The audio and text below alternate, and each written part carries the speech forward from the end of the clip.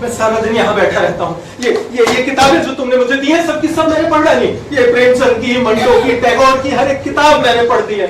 एक महीने से इस कमरे में बंद हूँ। मैं कहीं बाहर नहीं गया।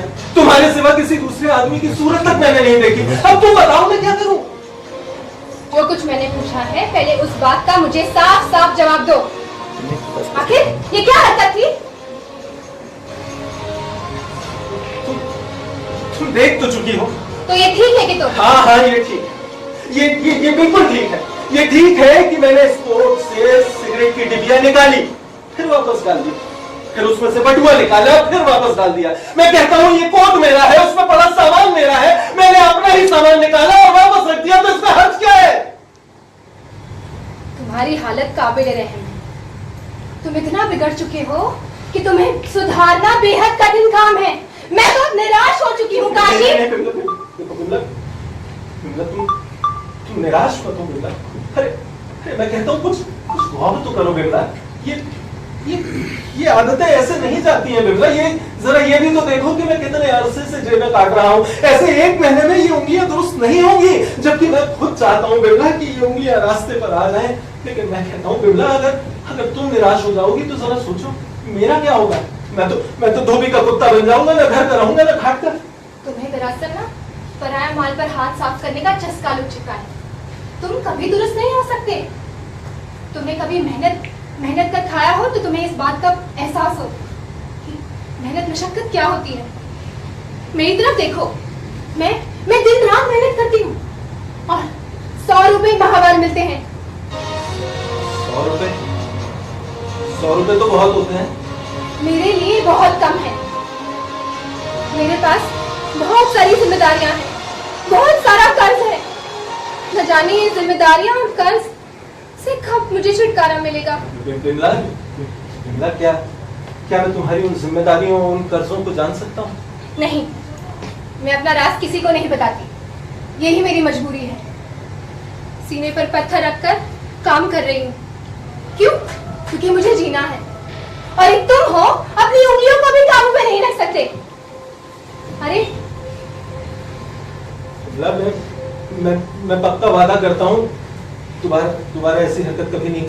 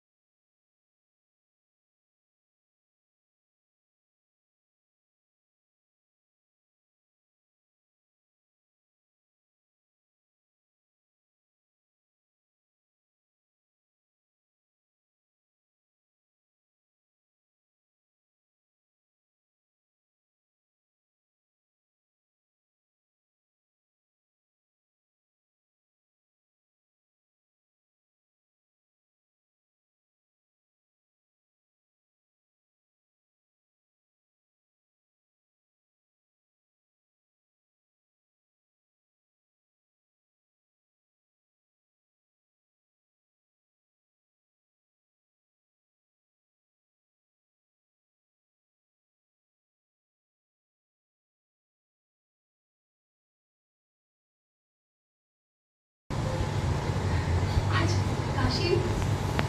मौसम कितना अच्छा है ना। और देखो आसमान का रंग मेरी चूड़ियों की तरह निकला हुआ है।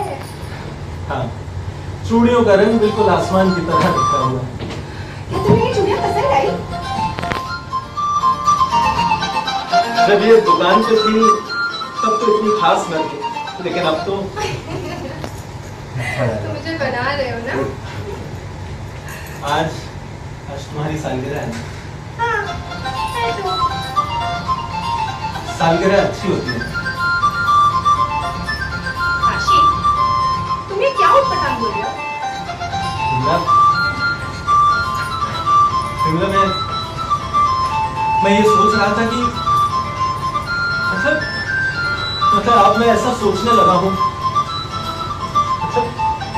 विमला, अब मुझे ऐसा लगने लगा है कि इस दुनिया में मेरी हैसियत एक फालतू आदमी सी हो गई है। अगर झगड़े में 5वां पहिया लगा दिया जाए ना, तो मेरी हालत का अंदाजा किया जा सकता है। लेकिन नहीं विमला, मैं अपने आप को एक कारामद आदमी बनाकर दिखाऊंगा। ये हो सकता है, ये जरूर हो सकता है अगर तुम चाहो तो। मेरा मतलब है कि जब तुम मुझ पर इतनी मेहरबान हो तो क्या नहीं हो सकता। विमला, मेरा जी चाहता है कि मैं तुम्हारी खिदमत करूं। हाँ विमला, मैं तुम्हारी खिदमत करूं। मुझे ऐसे लग रहा है कि तुम मुझसे कोई बात छुपा रहे हो। नहीं विमला, नहीं तो। देखो काशी, साफ साफ मुझे वो बात बता दो, नहीं तो लड़ाई हो जाएगी। नहीं विमला, मैं तुम्हारे लिए एक तोहफा लाया हूँ, कबूल करोगी? तोहफा? पहले मुझे तुम वो तोहफा दिखाओ। हाँ दिखाओ। अभी दिखाता हूँ। फाउंटेन पेन है, देखो। याद है विमला, तुमने उस रोज मुझसे कहा था कि तुम्हारे अभाव की सीमा यह है कि तुम अपने लिए एक निकम्मा सा फाउंटेन पेन तक नहीं खरीद सकती, जबकि दूसरों की अच्छी कलमें देखकर तुम्हारा जी जल जाता है। विमला, मैं तुम्हारे लिए फाउंटेन पेन लाया, पसंद आया? ये पेन कहाँ से लिया? कहाँ से? दुकान से लिया। काशी, मैं तुमसे पूछ रही हूँ, तुमने ये पेन कहाँ से लिया? मैंने दुकान से लिया। काशी, मुझे साफ साफ बता दो, तुमने ये पेन आखिर कहाँ से लिया? कहा ना मैंने दुकान से लिया। विमला, तुमने चोरी की ना काशी? तुमने दोबारा चोरी की? तुमने डाका डाला? मुझसे कहकर गए थे कार ढूंढने जा रहा हूँ, ये कार ढूंढा है तुमने? चोरी का? बताओ काशी। हाँ, कुत्ते की दुम ना कभी सीधी नहीं हो सकती। और अब तुम्हारी बोलती क्यों बंद है? हाँ, तुम्हें कोई साफ सुन गया है? सब मुझसे बोल रहे थे कि काशी ना अब चोरी नहीं करता है। मैं कितना खुश थी कि मेरा काशी सचमुच चोरी नहीं करता, लेकिन मैं भूल गई थी काशी, इंसान की आदत बदली जा सकती है पर उसकी फितरत कभी नहीं बदली जा सकती। मैं तुम्हें कहती हूँ, यहाँ से निकल जाओ। निकल जाओ यहाँ से, निकल जाओ मेरे घर से, निकलो यहाँ से।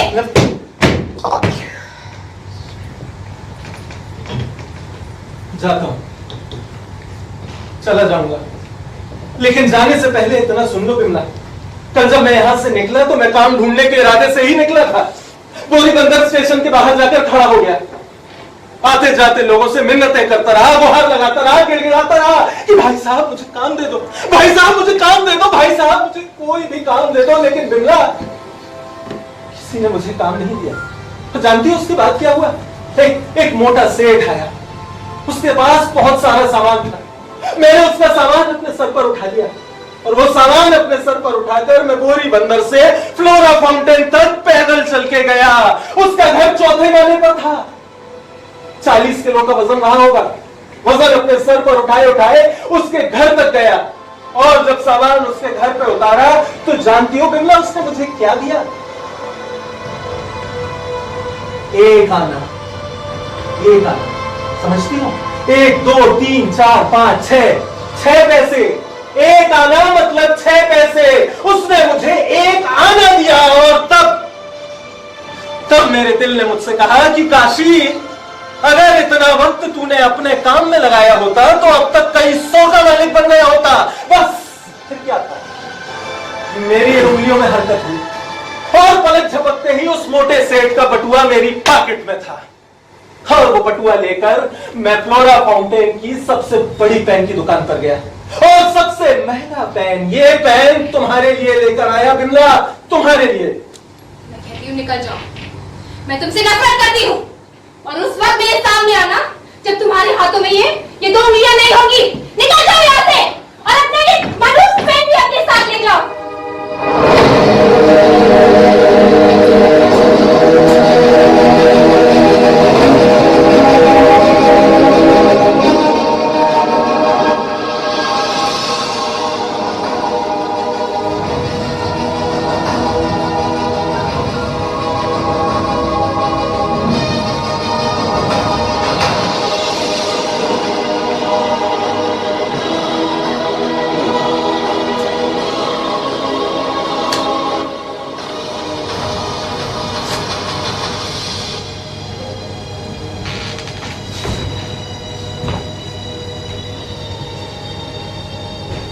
नमस्कार देवी,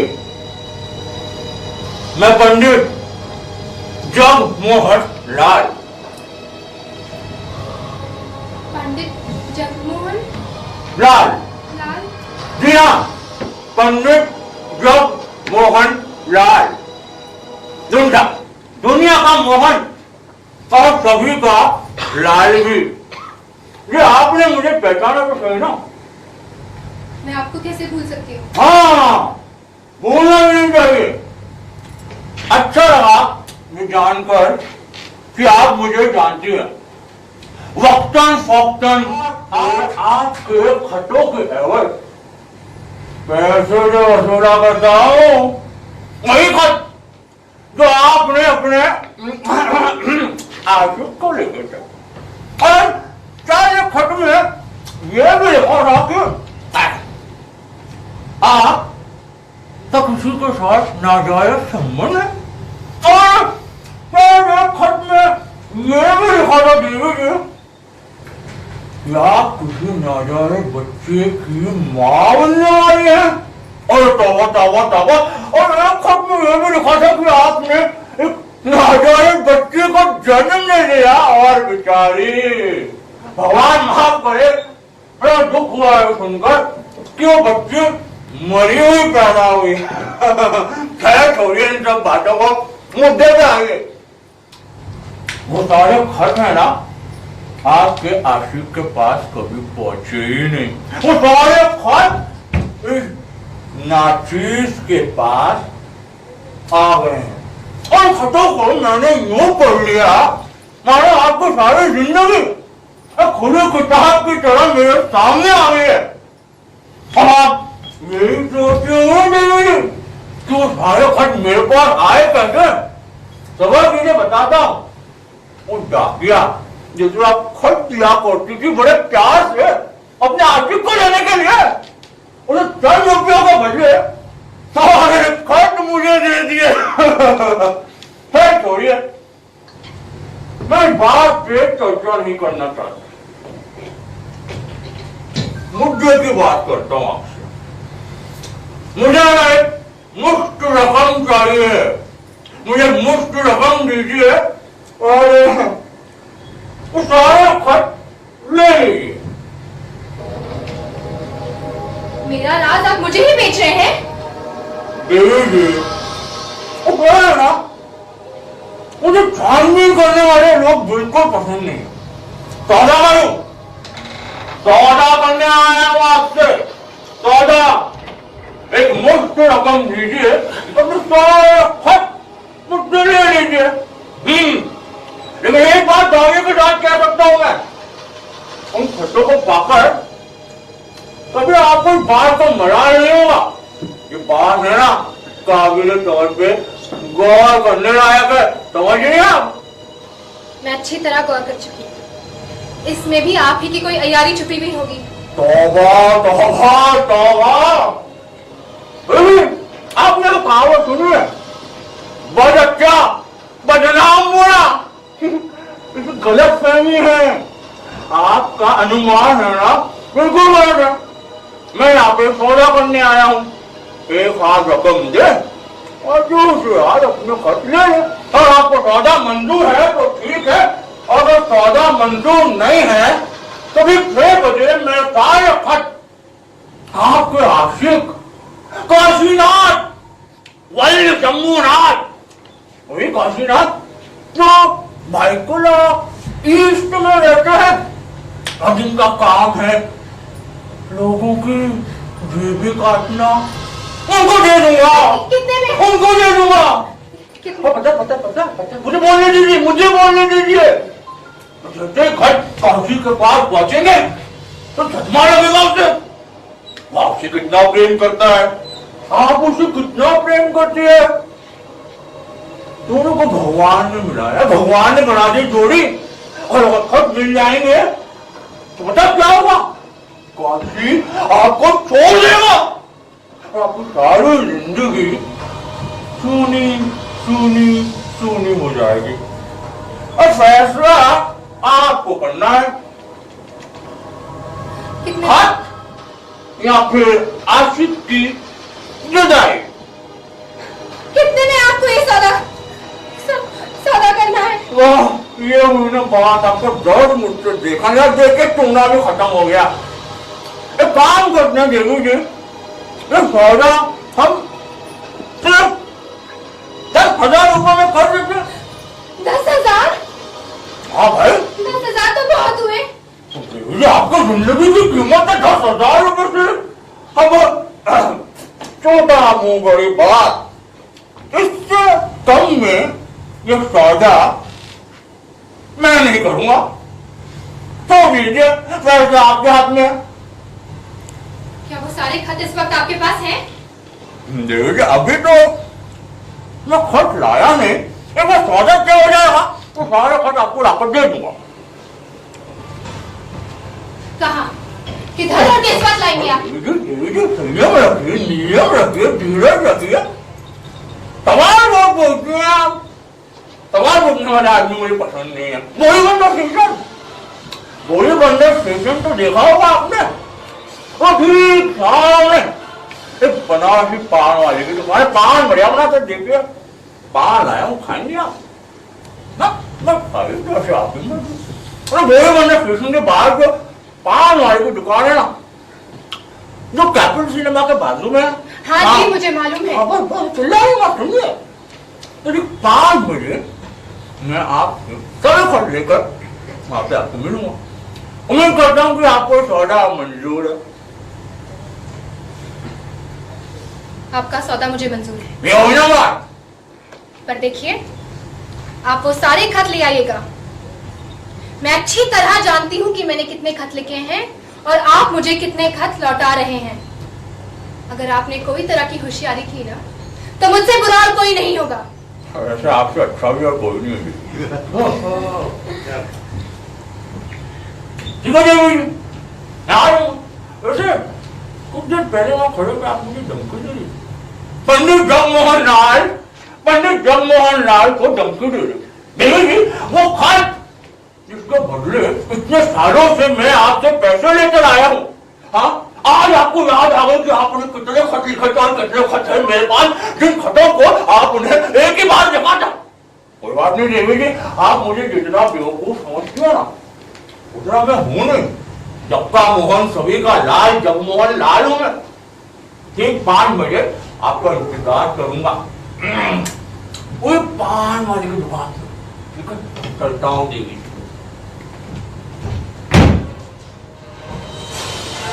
एक बात मेरी कान खोलकर सुन लीजिए, अगर 5 बजे आप वहां नहीं आए तो ठीक 6 बजे सारे खत मैं आपके आशिक काशीनाथ जानती हूँ आप वो सारे खत लेकर काशीनाथ शंभूनाथ के पास पहुँच जाएंगे। अब आप देखिए यहाँ से, मैं शाम 5 बजे आपका उसी बनारसी पान वाले के पास इंतजार करूंगी। चलो।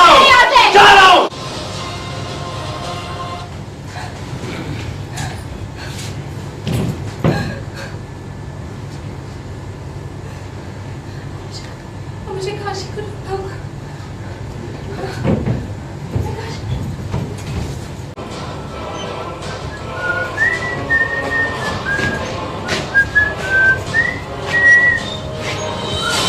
भाई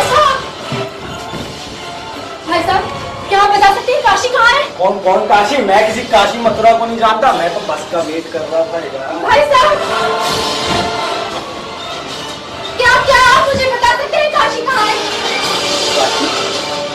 मैं तो किसी काशी को नहीं जानता, मैं तो यहाँ बस का इंतजार कर रहा था। रास्ता आ गया, ये बस टॉपिक कैंसिल हो गया, मुझे नहीं होना।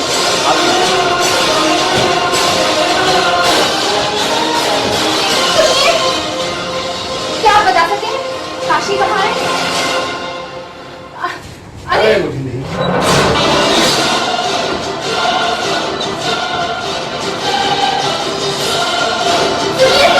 सुनिए, आपने काशी को देखा है? काशी? हाँ काशी। काशी अस्पताल में? अस्पताल में है? अस्पताल में क्यों है? किसी ने मुझे बताया तो था कि वो 10-15 दिन से अस्पताल में है। 10-15 दिन से अस्पताल में है काशी? और उसने मुझे ये नहीं बताया कि वो अस्पताल में क्यों है, इसलिए है।